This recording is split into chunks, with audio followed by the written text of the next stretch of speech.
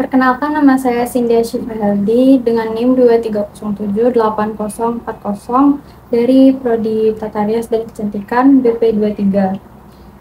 Pada kali ini saya akan menyampaikan pemahaman materi tentang materi 1 sampai materi 7 mata kuliah kewirausahaan dalam rangka untuk mengikuti ujian tengah semester.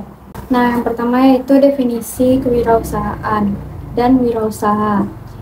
Wirausaha adalah individu yang memiliki sifat perjuangan dan keberanian untuk mencapai tujuan dengan karakteristik seperti seorang pejuang.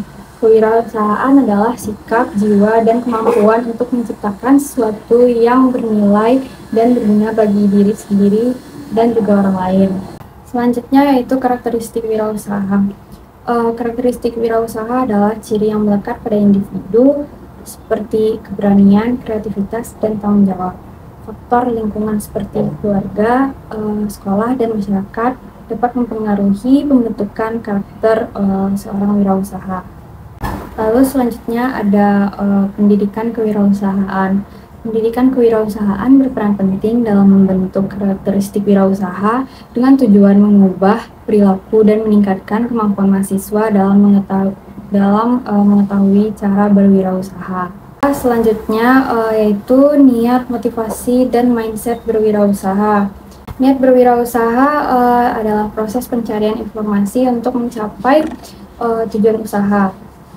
Motivasi berwirausaha muncul dari dorongan internal seperti kemajuan teknologi untuk membuka peluang baru.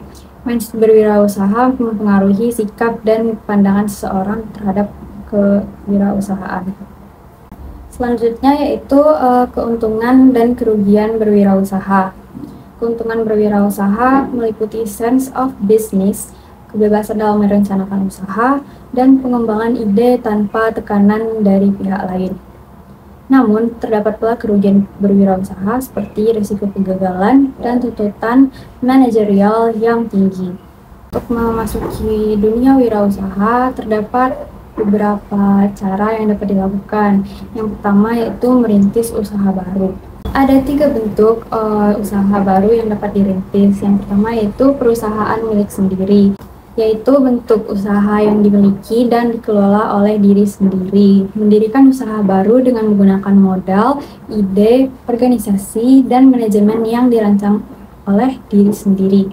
Baiklah, selanjutnya yaitu persekutuan atau partnership, yaitu suatu kerjasama 2 orang atau lebih yang secara bersama-sama menjalankan usaha.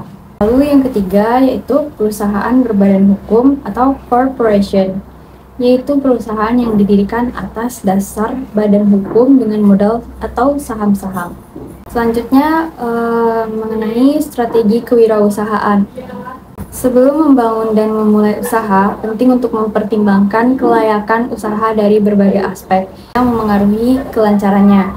Hal ini meliputi yang pertama, tinjauan ilmu manajemen, teori ekonomi, teknik produksi, ilmu sosial, hukum, komunikasi, dan aspek lain yang terkait dengan pendirian usaha.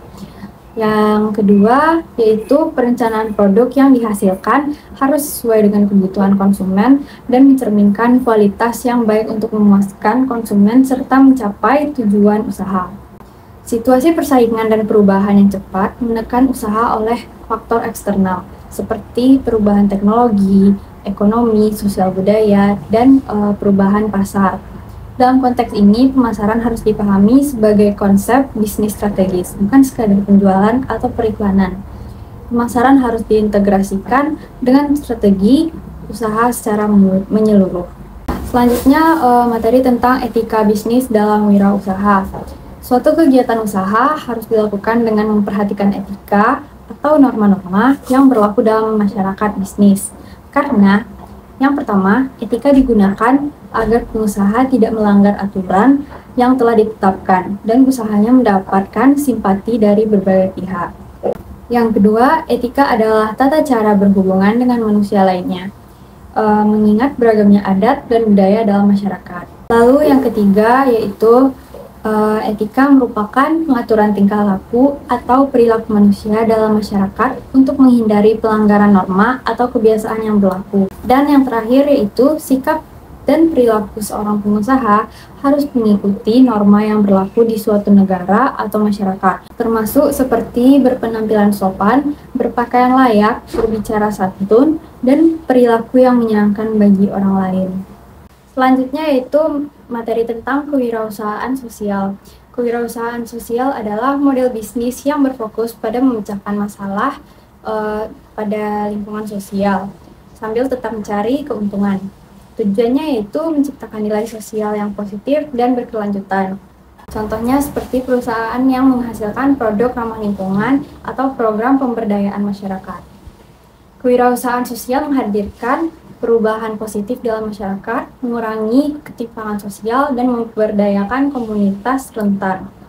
Meskipun memiliki tantangan seperti pembiayaan dan pengukuran dampak sosial, kewirausahaan sosial juga membawa peluang seperti reputasi yang meningkat dan daya tarik bagi generasi muda. Ini merupakan bagian dari gerakan global untuk menciptakan perubahan positif melalui bisnis yang bertanggung jawab secara sosial. Nah, yang terakhir itu materi kewirausahaan di era revolusi industri 4.0. Yang pertama, kehadiran revolusi industri 4.0 telah menghadirkan peluang dalam mengembangkan bisnis berbasis teknologi digital.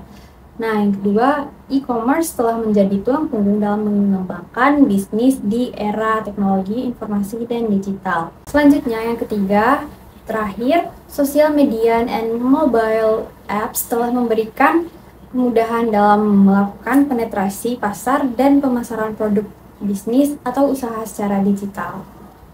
Sekian yang dapat saya sampaikan dari materi 1 sampai materi 7 yang telah saya rangkum untuk ujian tengah semester kali ini. Mohon maaf apabila ada kesalahan dalam penyampaian materi dan penggunaan kata. Saya akhiri, terima kasih.